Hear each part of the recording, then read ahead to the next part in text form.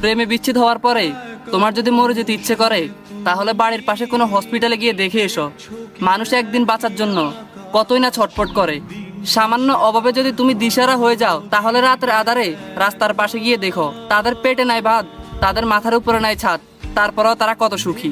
তুমি কালো চেহারা নিয়ে যদি নিজেকে খারাপ মনে করো তাহলে অ্যাসিডে পুড়ে যাওয়া মানুষদের দিকে তাকাও, তারা এই অ্যাসিডে পোড়া শরীর নিয়েও সমাজে কি সুন্দরভাবে হাঁটে।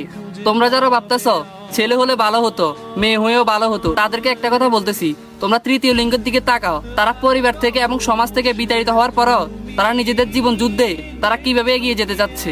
যদি তুমি ছেলে হয়ে ভাবো মেয়েরা লোভী, মেয়েরা টাকার লোভী, তাহলে তুমি তোমার ঘরেই নিজের মায়ের দিকে তাকিয়ে দেখো, তোমার বাবার এই অভাবের সংসারে তিনি কিভাবে না খেয়ে বেঁচে আছে, তারপরেও কখনো বড় লোক কাউকে বিয়ে করার চিন্তা করেনি। যদি তুমি পুরুষকে দেহলোভী এবং দোকাবাজ ভাবো তাহলে তুমি তোমার বাবার দিকে তাকাও, তার ছোঁয়ায় শুধু ভালোবাসা, আদর আর স্নেহ ছাড়া কিছুই নাই। যদি কখনো তোমার মধ্যে অহংকার চলে আসে তাহলে তুমি তোমার কবরস্থানে গিয়ে দেখো, তোমার থেকেও আর কত অহংকার মানুষ ওখানে শুয়ে আছে, তাদের কোনো খবরও নাই।